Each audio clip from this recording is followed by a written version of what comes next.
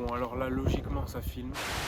Yo les gonzes, on se retrouve aujourd'hui en compagnie de l'Admidjet parce que ça fait 2 ans quasiment jour pour jour que j'ai acheté cette bécane. Je vais vous dire ce que j'en pense après 2 ans. Ça fait pas exactement 2 ans que je roule avec parce qu'il y a eu le temps de la livraison. Je l'ai commandé au mois d'octobre il y a 2 ans. Elle a mis pas mal de temps à arriver. Si vous regardez ma première vidéo, je la mettrai peut-être quelque part. Mais elle a fini par arriver et je vais vous faire mon ressenti dessus. Maintenant que ça fait 2 ans que je l'ai. J'ai fait quelques modifs dessus comme vous pouvez le voir. Sur la première vidéo, elle était en cross et elle avait aucune modif. Donc j'ai fait pas mal de modifs. J'avais fait une première vidéo au tout début des modifs et j'en ai fait d'autres entre temps. Donc on va refaire le tour de toutes les modifs que j'ai faites. Mais j'aimerais surtout revenir sur mon retour d'expérience sur la moto. Parce que je pense que si vous êtes là, c'est pour savoir si vous allez l'acheter ou pas. Objectivement, c'est une très bonne moto pour le prix. C'est pas une Stark Varg, hein. Le prix n'a rien à voir. Je crois que la Stark, elle doit être plus de 12 000 euros. Cette moto, elle m'est revenue exactement en cross, livrée chez moi en France, importée depuis la Chine, à 4 100 euros, avec le transport. 4 100 euros, j'avais la moto telle que je l'ai reçue dans la première vidéo. Ce que j'ai dû faire, c'est commander des roues pour la montée Supermoto. Elles sont chez le fabricant. Maintenant, on peut la commander directement en Supermoto et en homologué. Maintenant, elle est sortie chez EasyWatt sous le nom CW3 en modèle homologué en France. Mais c'est exactement la même moto avec les modifications qui ont pu être faites parce que moi, j'ai acheté le tout premier modèle, donc c'était un 2023. Et la 2024 a été bien améliorée. Comme je vous l'ai dit, maintenant on peut l'avoir directement avec les roues Supermotard. Donc les roues en plus, elles sont arrivées les roues depuis la Chine 4 jours après la commande. J'étais choqué et je les ai payées vraiment pas cher, je crois que parce que j'ai commandé 2 paires de roues, elles me sont revenues à 550 euros. Roues montées avec disque, couronne et pneus montés dessus. 550 balles les 2 paires avec le transport. Donc c'était vraiment pas cher. Après il y a eu des frais de douane en plus. Moi je pensais que c'était pris par la marque mais il s'est avéré que non. Bref, donc dans les modifs que j'ai fait, donc les modifs essentiels que j'ai dû faire, parce que toute la transformation stun, ça c'est en plus, je vous en parlerai après. J'ai dû commander les roues Supermoto en plus. J'ai eu, parce que je roulais avec le ralenti accéléré, j'avais joué sur comme c'est un câble de gaz qui va jusqu'au potentiomètre, je gérais la tension des gaz et il s'est avéré qu'en fait quand on coupait la moto comme ça et qu'on la rallumait, après c'était impossible d'accélérer. Il fallait renlever le ralenti, couper le contact, éteindre la moto, remettre le contact, enlever le coupe-contact et là elle pouvait réaccélérer. C'était une sorte de sécurité pour pas que quand tu mettes le contact, en fait la moto elle se barre toute seule. Je l'ai stocké pendant un moment parce que j'ai roulé avec la MT-07 que j'ai eu entre temps. Et quand j'ai voulu rerouler avec, j'ai cru qu'elle était en panne, quoi. Je me suis dit elle démarre plus, machin. Bon, j'ai écrit à la marque et il me dit ouais, ça vient certainement soit du... Alors je sais plus, le HAL, donc un truc qui donne l'information, un truc qui donne une information au moteur pour qu'il se mette en route, soit le contrôleur. Le mieux c'est de commander les deux parce que le HAL il coûte 10 balles et le contrôleur il coûtait 350 balles, ce qui est vraiment pas cher pour un contrôleur. Et j'ai dit bon, je commande le nouveau contrôleur. Et du coup, c'est le meilleur truc qui me soit arrivé parce que j'avais la première version avec le contrôleur qui était mal calibré entre guillemets. Disons qu'ils ont voulu faire un truc qui soit violent, pour dire elle a 12 000 watts en pic et en fait ils te mettaient les 12 000 watts à la moindre petite tournette de poignet. C'est pour ça que je me suis retourné aussi la première fois que je l'ai utilisé. C'est que la puissance elle était hyper mal gérée au niveau des gaz. Enfin au niveau des gaz, je dis les gaz mais de l'accélérateur. C'était hyper mal géré, c'était super pas du tout dosable avec le premier contrôleur. Et il s'est avéré que le deuxième contrôleur, donc les motos qui sortent maintenant, ils ont déjà le nouveau contrôleur et ça te change la moto. Elle est vraiment hyper dosable. Tu as la puissance quand tu en veux, quand tu n'en veux pas, il n'y en a pas. Tu peux vraiment accélérer doucement. Tu peux même utiliser la première vitesse qui était complètement pas possible avec le premier contrôleur tellement c'était violent. Ça tirait tellement court, il y avait une latence à la poignée de quasiment 1 seconde. Ça paraît rien, mais 1 seconde c'est énorme quand tu tournes comme ça, qu'il n'y a rien qui se passe. Tu te dis il se passe rien, j'en mets un peu plus. Et en fait ce qui se passait c'est que la cavalerie était déjà en train d'arriver si tu veux. Et du coup tu en remettais plus et elle te sautait à la gueule. Enfin, voilà. Bref, j'ai changé de contrôleur, donc c'est un contrôleur des 2024, celles qui sont sorties après, même fin 2023, elles avaient déjà le nouveau contrôleur, et ça lui a fait beaucoup de bien. Ensuite, ce que j'ai eu, alors petit problème, raison pour laquelle elle était en panne en début de cette année, ça c'est ce qui m'a un peu fâché, parce que jusque-là, honnêtement, rapport qualité-prix, j'étais très satisfait, parce que niveau partie cycle, et même niveau moteur en lui-même, j'ai fait une vidange et c'est tout ce que j'ai fait. Et la moto, je la ménage pas, vous savez bien. Et le seul truc que j'ai fait, voilà, c'est une vidange et c'est tout. J'ai même pas changé encore des plaquettes, des disques de frein. J'ai encore le pneu arrière d'origine. Alors je fais très peu de burn parce que Le burn c'est rigolo quand tu fais des érupteurs et tout, c'est vrai que quand ça fait pas de bruit, le burn bof. Le drift en électrique c'est très très différent du thermique, comme tu as aucune inertie. En drift t'as jamais le droit de couper les gaz, sinon c'est la raquette directe. Donc faut être très gentil en drift, du coup j'en fais peu parce que j'ai pas envie de me satelliser. Donc la moto, j'en suis très satisfait pour le prix, c'est une très bonne bécane, mais comme je vous l'ai dit, je l'ai achetée alors qu'elle venait de sortir, premier modèle de conception entre guillemets, et j'avais dit à la marque, ils m'ont dit il y a 1 an garantie pièce sur tout, donc j'étais assez serein, mais il s'est avéré que la batterie elle m'a lâché vraiment juste après cette garantie d'1 an. Elle n'a pas été prise en garantie alors que c'est clairement un défaut de la batterie. Je vous mettrai les photos, ou si vous avez regardé ma vidéo précédente où je présente la moto d'Olivier Motorco, la S222, en fait on démonte ma batterie parce que lui il a diagnostiqué que c'était vraiment la batterie qui avait un problème, et on voit en fait c'est que il y a je sais plus combien de cellules. Donc, la batterie elle fait 72 volts à 2 blocs de 48 volts, et ces 2 blocs ils sont posés l'un au-dessus de l'autre, et en fait la liaison entre ces deux c'est une liaison rigide en aluminium, donc celle qui relie la dernière cellule de la première batterie avec la première cellule de la deuxième batterie, donc qui est dessous. C'est juste un fer plat en fait de 2 mm rigide en aluminium. Et en fait ce qui se passe c'est que la batterie, mine de rien, alors elle est enfermée dans une boîte, mais malgré cette boîte il y a quand même du cisaillement parce qu'elle n'est pas non plus totalement rigide la boîte.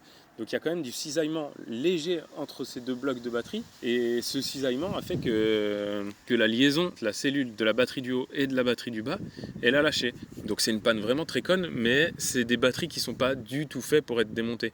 C'est-à-dire que les blocs ils sont montés dedans, après ils mettent une espèce de pâte comme du silicone si tu veux. Je pense que c'est pour absorber les chocs, et la batterie elle est rivetée sur le haut avec le BMS dans le haut.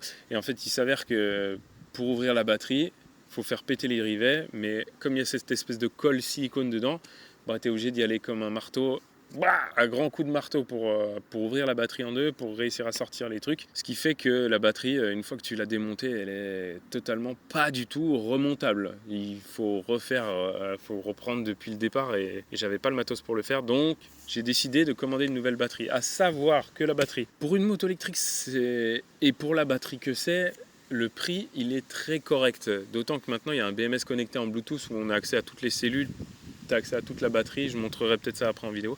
Donc c'est une 72 volts, 60 ampères-heure, donc c'est assez gros, et elle sort à 1150 dollars neuve, ce qui est vraiment pas cher. Le problème d'une batterie c'est que normalement tu peux pas tellement la transporter en avion, ou alors il faut payer très cher pour la faire transporter en avion, ce qui fait qu'elle m'est revenue avec le transport. Avec le transport, elle m'est revenue à 1550 € hors frais UPS, parce qu'il y avait encore des frais de douane dessus de, je crois, 150 balles encore. Voilà, donc 1600, on va dire 1600 balles, 1600 et quelques balles la batterie. Elle est arrivée rapidement, elle est arrivée en 9 jours depuis la Chine. Je leur ai fait part du problème de la première batterie en leur disant que je suis prêt à leur racheter une batterie. C'était une erreur de conception. Je savais que j'achetais une moto qui n'était pas tout à fait parfaite encore, qu'elle pouvait avoir des défauts. Donc j'étais conscient de ça, et j'ai dit... pour le contrôleur justement qui n'était pas en panne, finalement il m'avait fait une ristourne de moitié prix. Pour le contrôleur et le hall que j'avais commandé, il m'avait fait une ristourne pour les roues. En revanche, pour la batterie, quand je leur ai demandé une ristourne, ils m'ont dit oui, mais alors on fait 0 marge sur nos batteries. La ristourne, je peux t'en faire une de 30 dollars. Bon, ils m'ont fait une ristourne de 30 dollars, mais autant te dire que sur 1600 balles, bon, j'ai même pas vu la différence. Mais bon, ce qu'ils m'ont dit, c'est qu'ils allaient corriger le problème de la batterie. Donc c'est effectivement plus la même batterie que j'avais. J'ai dû changer les connectiques, ce qui fait que malheureusement les connectiques ne sont plus tout à fait adaptés à mon faisceau. Donc tout fonctionne, sauf le niveau de batterie au compteur qui affiche tout le temps 0%. Pour moi, c'est pas problématique parce que je fais pas de route avec, donc j'ai pas besoin de savoir en permanence combien il reste de pourcentage de batterie dedans. Je suis toujours sur Spot, et en fait, je peux regarder. Il suffit que je prenne mon téléphone et je peux regarder sur le téléphone combien il me reste précisément de batterie. Donc moi, ça me gêne pas. Mais j'avoue que si c'était une moto de route, ça serait un peu plus ennuyeux. Mais sinon, tout le reste des connectiques, c'est adapté, et la batterie, elle va nickel. Et maintenant, c'est une seule cosse, parce qu'avant, c'était 2 cosses séparées, et les cosses sortaient, et elles avaient légèrement du jeu. On avait vu que ça avait chauffé au niveau des cosses de batterie. Là, elle tient bien, elle est totalement étanche, et il n'y a qu'une seule prise et elle ne sort pas de la batterie. Ce qui fait que quand tu transportes la batterie seule, tu n'as pas 2 fiches qui sortent comme ça qui risquent de, quand elles prennent un coup, de péter la fiche, quoi. Tout est intégré dans la batterie, il y a juste des plugs dedans. C'est beaucoup mieux foutu, donc on voit qu'elle a été améliorée et en bien. Tu as une seule cosse à connecter et tu as toutes les infos dessus. Donc effectivement, ceux qui achètent les nouveaux modèles, j'ai vu au Salon de Lyon cette année, là, quand on a fait le show au Salon de Lyon, donc début 2024, sur les CW3 justement de EasyWatt, elles avaient déjà cette nouvelle batterie. Elles ont dû être améliorées même fin 2023, je pense, les batteries. Mais j'espère qu'en interne, cette liaison entre les deux blocs en 48 volts a été faite. On verra. Parce que je me dis que c'est quand même une moto entre guillemets typée cross enduro, donc elle doit quand même absorber des chocs. Alors peut-être que c'est pas les mêmes chocs qu'en stunt, mais quoi qu'il en soit, la batterie elle est censée absorber les chocs, et du coup s'il y a une liaison, je leur ai dit il faut que ça soit une fiche, par exemple comme une tresse cuivrée. Je leur ai dit ça serait mieux de faire une tresse cuivrée entre les deux, comme ça s'il y a du cisaillement, la tresse elle absorbe le cisaillement et il n'y a pas de problème. Donc je leur ai fait part de ça, donc j'espère que ça a été fait. Si la batterie me relâche dans un an, là par contre j'envisagerais de partir sur une autre batterie et d'effectivement pas dire que du bien de la marque. Là déjà cette batterie ça m'est resté en travers de la gorge, mais voilà, bon bref. Donc la moto roule, et ces petits défauts de conception d'usine, parce qu'elle elle venait de sortir, ont été corrigés, je les ai corrigés. Donc tout ce qui est partie cycle, il n'y a eu rien à faire.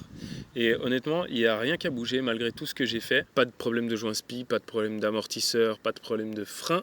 Le keychain, il est encore nickel. Le seul problème des keychains, c'est comme sur les KTM, c'est que les vis se desserrent. Donc là, je les ai remontées à la loctite rouge pour plus qu'elles se desserrent. J'ai fait un petit trait pour surveiller. Ça, c'est un truc à faire, que ce soit KTM ou imitation KTM, c'est pareil, il y a le même problème. Alors, est-ce que je vous conseillerais d'acheter cette moto? Objectivement, moi, pour ce que j'en fais, elle est géniale. Et pour vous dire, là, quand elle était en panne, parce que j'ai pété la batterie justement au Salon de Lyon, et je ne l'ai pas rachetée avant le mois dernier, donc je suis resté 6 mois sans la rouler en panne. Et donc, tant pis, j'ai racheté un CBR 600 qu'on a vu dans ma précédente vidéo, là, mais j'ai même pas fait la présentation, rien, parce que je l'ai gardé 4 mois, c'était en transition pour pouvoir assurer mes shows de l'année que j'ai acheté ce CBR. Bref, je l'ai déjà revendu.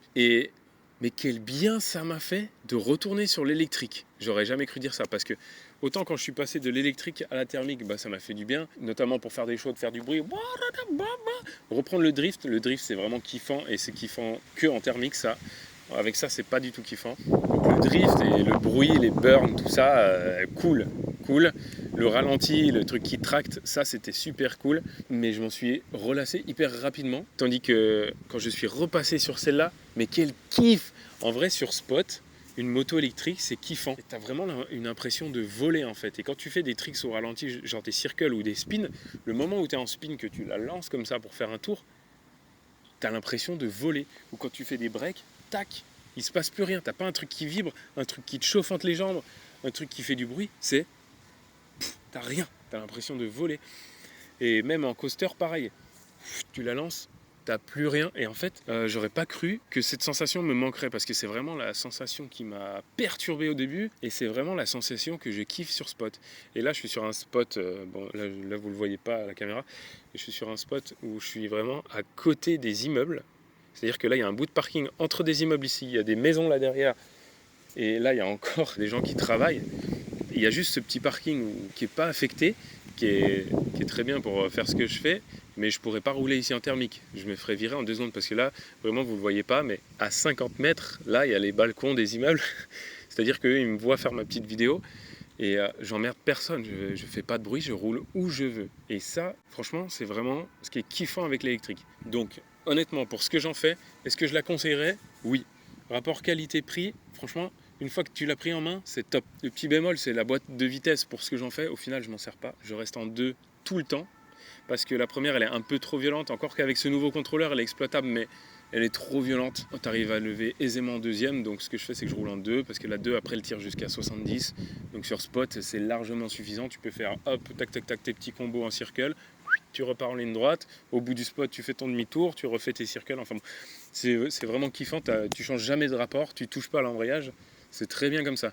Au niveau de l'autonomie, pour ce que j'en fais, encore une fois, quand je fais des petites sessions d'1 heure ici, par exemple sur un petit parking, je peux me faire en tout cas 4 sessions généralement. Je me fais 1 ou 2 sessions comme ça la semaine et après le week-end je me fais 2 grosses sessions, que la batterie soit morte. Donc je dirais que je roule en continu, stunt, je roule 8 heures sans problème. Et 8 heures, ça paraît pas, mais c'est énorme, hein. C'est énorme, énorme. Et quand je dis la batterie plate, c'est que je m'arrête avant qu'elle soit à 20%, parce que je sais que les descendre en dessous de 20%, c'est pas terrible. Donc je m'arrête tout le temps avant d'être en dessous de ces 20%, et j'arrive vraiment à rouler 8 heures en continu. Après, 8 heures en continu, c'est pas si je fais beaucoup de lignes droites, c'est quand je suis sur un parking, c'est-à-dire je fais de la ligne droite, je fais des circles, je fais de la ligne droite, je fais des circles, des petites prises d'élan pour les stoppies, des trucs comme ça. Mais c'est pas à fond. Si après je vais sur un spot où je fais vraiment que de la ligne droite, par exemple aux alentours de 60 km/h, là on voit que la batterie elle tombe plus vite, et c'est pour ça que je dis, pour ce que je fais, elle est très bien cette moto, mais peut-être que si c'était pour faire de la route, je pense que l'autonomie serait un peu limite. Alors là je roule tout le temps en mode full power, donc forcément aussi j'essore bien la poignée. Après si tu roules tranquille en ville parce que t'as pas besoin de partir comme un con, honnêtement je pense que si tu fais de la ville, t'arrives à faire 100 bornes peut-être en mode low, tranquille. Que de la ville, tu arrives à faire 100 bornes. Mais si tu commences à vouloir taper de l'autoroute à 120, la batterie elle tiendra pas. Voilà. Donc pour ce que je fais, si je la reconseille, oui. Pour faire de l'enduro, oui, parce que j'ai aussi kiffé faire de l'enduro en électrique où t'as pas de bruit.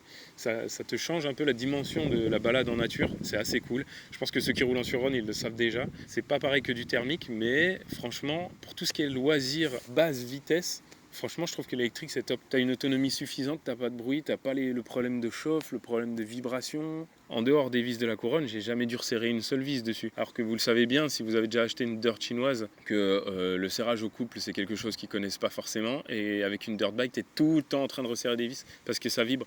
Et ça ne vibre pas. J'ai jamais resserré une seule vis avec. Donc voilà, je vais vous faire le petit tour de ce que j'ai modifié dessus. Je vais prendre le téléphone, ça sera plus simple.